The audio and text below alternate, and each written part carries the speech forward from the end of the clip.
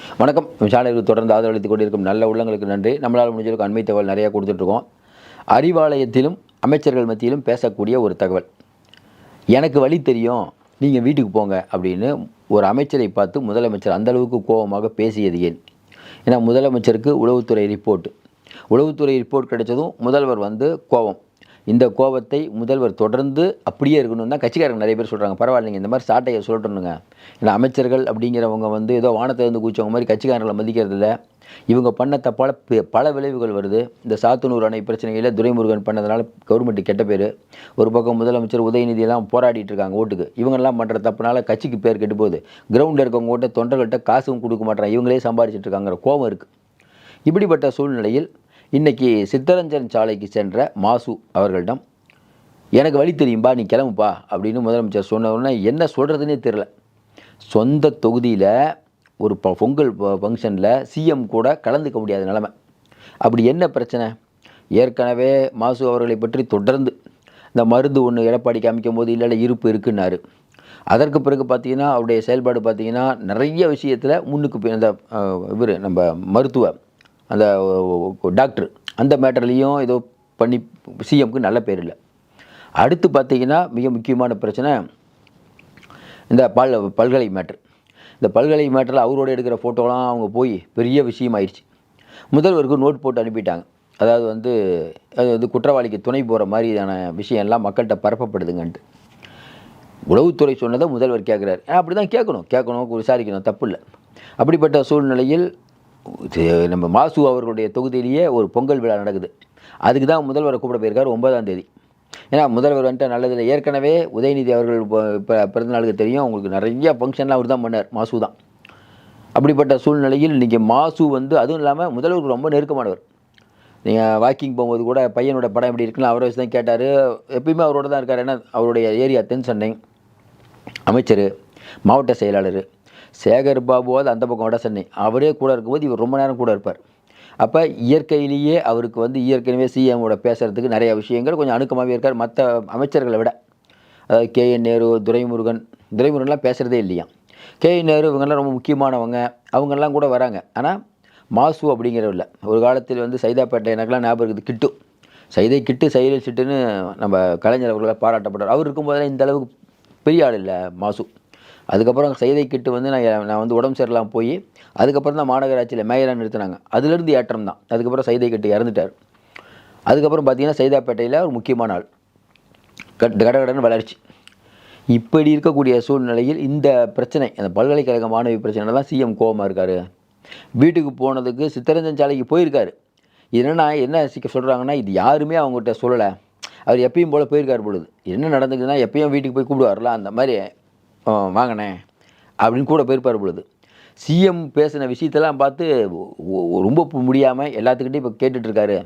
சிஎம்க்கு நட்பு வட்டாரத்தில், அதிகாரிகள் வட்டாரத்தில், இல்லைங்க நான் அந்த ஆள் இல்லைங்க, எனக்கு கொஞ்சம் பார்த்து இது பண்ணுங்க, நான் என்னை பற்றி தப்பாக யாரோ சொல்லியிருக்காங்க அப்படின்ட்டு. இன்னும் குறிப்பாக சொல்லணும்னா, இன்றைக்கி இருக்கக்கூடிய சூழ்நிலையில் ஒரு பக்கம் காந்தி அவங்க பையனுக்காக நிறைய பேரை கட்டம் கட்டிகிட்ருக்காரு. ஊரில் சத்தமே போடாமல் கட்டம் கட்டுறாரு. ஏற்கனவே ஆவடி நாசர் மேலே பிரச்சனை அவரை ஓஞ்சாது. அதுக்கப்புறம் ராஜகண்ணப்பன் பிரச்சனை அவரை இலாக்கா மாற்றணும், சிவசங்கர் கொடுத்தோம், அது ஒரு பெரிய பிரச்சனை. பல மாநகராட்சியில் பெரிய பிரச்சனை, மேயருக்கும் அங்கே இருக்கக்கூடியவங்களுக்கு தகராறு. இதுவும் பார்த்திங்கன்னா உட்கட்சியில் அவ்வளோ பிரச்சனை. நீங்கள் இதெல்லாம் பார்த்திங்கன்னா திருப்பூர்லாம் பார்த்திங்கன்னா 3 பேர் 3, அதாவது மேயர் ஒரு பக்கம், மாவட்ட செயலர் ஒரு பக்கம், அமைச்சர் ஒரு பக்கம், 3 பேரும் பேசிக்கிறதே இல்லை. இப்படி இருந்தால் கட்சி எப்படி வழங்கும்? இன்னும் குறிப்பாக சொல்லணும்னா 200 அப்படின்னு நோக்கை சிஎம் முயற்சி பண்ணிகிட்ருக்காரு. நம்ம திமுக பற்றி குறையும் சொன்னாலும் சிஎம் 200 முயற்சி பண்ணுறார், ஓடியாடி வேலை செய்கிறார், உழைக்கிறார், அதில் மாற்று கருத்துலாம் இல்லை. அதாவது நீங்கள் சரியாக தப்பாங்கிறதெல்லாம் தாண்டி இன்றைக்கி உதயநிதியை விட அதிகமாக உழைத்து கொண்டிருக்கிறார் ஸ்டாலின். அதில் மாற்று. இந்த வயசில் பரவாயில்லப்பா, ஓடுறாரு, மக்கள் தான் சொல்கிறாங்க, பரவாயில்லப்பா எங்கே வேணாலும் வந்துடுறாருப்பா. அது ஒரு நல்ல பேர் எடுத்திருக்காரு. ஆனால் என்னென்னா ரொம்ப சாஃப்டாக இருக்கார், அதிகாரிகிட்ட பெருசாக கடிச்சிக்கிறது இல்லை. இன்னொன்று வேல்முருகன்லாம் சொன்னார்ல, எங்களெல்லாம் பார்க்கவே முடியல சிஎம்மை, கூட்டணி கட்சிகள் எமர்ஜென்சின்னு ஏன் சொல்கிறாங்க? அவருக்கும் கூட்டணி கட்சிக்குமான திரை. அங்கே இருக்கக்கூடிய மினிஸ்டர்லாம் சொல்கிறாரு, சேகர் பாபு ஒரு ஃபோன் எடுத்தால் பாலகிருஷ்ணன் பேசியிருக்கலாமே சிஎம்கிட்ட அப்படின்னு கேட்குறாரு. அது தெரியாது அவருக்கு, அது பண்ண முடியாதுன்னா சாம்சங் போராட்டம் நடந்தது. அப்போ முதலமைச்சர் பக்கத்தில் இருக்கக்கூடிய, ஏன்னா எலெக்ஷன் வேறு வருது, நிறைய கட்சிக்காரங்கிட்ட ஆலோசனை கேட்கணும். கலைஞர் அவர்கள் கேட்பார், ஜெயலலிதாமா கேட்டுச்சு, இவ்வளோ பெரிய ஜெயலலிதாமாவே கேட்கும், இப்போ என்ன நடக்குதுன்னா முதல்வர்கிட்ட நல்ல விஷயங்கள் மட்டும் சொல்கிறாங்க. சில விஷயங்கள்லாம் அவருக்கு சொன்னால் பிடிக்க மாட்டேதுங்க. இந்த செயற்குழு கூட்டம் நடந்தது, குத்தாலம் கல்யாணம் பேசினார். அதுக்கப்புறம் பார்த்தீங்கன்னா அவங்க இதிலேருந்து நம்ம பேர் என்னது திருவள்ளூர் அங்கேருந்து பேசுகிறாரு. இந்த மாதிரி மதுரையிலேருந்து ஒருத்தர் பேசுகிறாரு. நம்மளே செய்தி போட்டிருந்தோம். இந்த மாதிரி கான்ட்ராக்ட் எல்லாம் வந்து அதிமுககாரங்களுக்கு கொடுக்குறாங்க. உண்மை தான். இப்போ கூட ஒரு அணை விஷயத்தில் பார்த்தீங்கன்னா துரைமுருகன் டிபார்ட்மெண்ட்டு ஏடிஎம்கேக்கு தான் கொடுக்குறாங்க. கட்சியில் எவ்வளோ நாள் இருக்கும், விஓ ஆஃபீஸ்க்கே போக முடியலங்கிறாங்க. கட்சிக்காரங்க நினைக்கிறது சரியா தப்பா? ஆனால் முதல்வர் என்ன சொல்கிறாரு, என்னென்னா எல்லாம் எனக்கு தெரியும், நீ முதல்ல போய் உட்காரு அப்படிங்கிறாரு. ஒருமையில் பேசுகிறாரு. அப்போ சிஎம்கிட்ட இவங்க ஏன்னா ஒரு செயற்குழு அப்படிங்கிறதே அவங்க தொண்டர்கள் தங்களுடைய தன்னை பற்றிய விஷயங்களை சொல்கிறதுக்கு. ஆனால் பாருங்கண்ணே இந்த பிரச்சனை பண்ணுறாரு, அவர் பாருங்கண்ணே இப்படி பண்ணுறாரு, அப்பா 2 பேர் ஒழுங்காக இருப்பா, இப்படி தானே சொல்லணும். ஆனால் சிஎம் என்ன நினைக்கிறாருன்னா குறையே சொல்லக்கூடாது. திராவிட மாடல் ஆட்சியா அண்ணே, திராவிட மாடல் ஆட்சி சூப்பர்ண்ணே, நம்ம இன்னொரு 50 வருஷத்துக்கு நம்ம தானே அப்படின்னு சொல்கிறத நினைக்கிறார். கலைஞர் அப்படி நினைக்க மாட்டார். கலைஞர் எதிர்க்கட்சி பேப்பர் இருக்குல்ல, அதுதான் முதல்ல படிப்பார். நான் என்னுடைய வேலை செஞ்ச காலத்தில் தினந்தோறும் கலைஞர் அவர்களை காலைல நமக்கு தெரிஞ்சு ஒரு 7-8 வருஷம் டெய்லி 5 மணிக்கு பார்ப்பேன். வாக்கிங் போகும்போது டெய்லி பார்ப்பேன். நான் பார்த்தீங்கன்னா எல்லா பேப்பரும் படிச்சிடுவார். இன்னொன்று உடனுக்குடன், அதாவது அந்த ஃபாஸ்ட்டும்பாங்கள்ல, அது வந்து கலைஞர் அவர்கள் மாதிரி இன்னொருத்தர், கலைஞர் தான். அவர் அளவுக்கு இல்லாட்டினாலும் ஓரளவுக்கு அது இருக்கணும். இல்லை ஜெயலலிதாமாலாம் அப்படி படிக்க மாட்டாங்க. ஜெயலலிதாமா ஏமாற்றிடலாம். நம்ம ஃபிலிம் டிவிஷன் ஒன்று இருக்கும், அங்கே எனக்கு வேண்டிப்பட்டவங்க நிறைய பேர் இருப்பாங்க. அவங்க சொல்லுவாங்க, கலைஞர் அவர்கள் காலத்தில் வந்து ஃபிலிம் டிவிஷன் வேலை பார்க்கும் திரைப்பட. ஆனால் ஜெயலலிதாமாட்ட அப்படி இல்லை, ஏமாற்றிடலாம் சார், 4-5 ஃபோட்டோ க்ரௌடெல்லாம் காட்டினா ஏமாந்துருவாங்க. ஆனால் கலைஞர் அப்படி ஏற மாட்டார். எங்கிருந்து எடுத்தீங்க அந்த படத்தைன்றுவார். அதுவும் இல்லாமல் நமது எம்ஜிஆர்லேருந்து தினமலர் இதெல்லாம் ரெகுலராக படிச்சுடுவார். படிச்சுட்டு அங்கேயே ஃபோன் போட்டுருவார், என்னப்பா என்ன பிரச்சனைன்ட்டு. காலையில் 5 மணிக்கெல்லாம் 4 மணி 4:30 மணிக்கெல்லாம் அமைச்சர்கிட்ட ஃபோனு. இதனால் நிறைய அமைச்சர்கள் முரசொலி படிச்சுட்டு இப்போ வரணுமேங்கிற கட்டாயம், முரசொலி படித்தான்னு தான் கேட்பார்.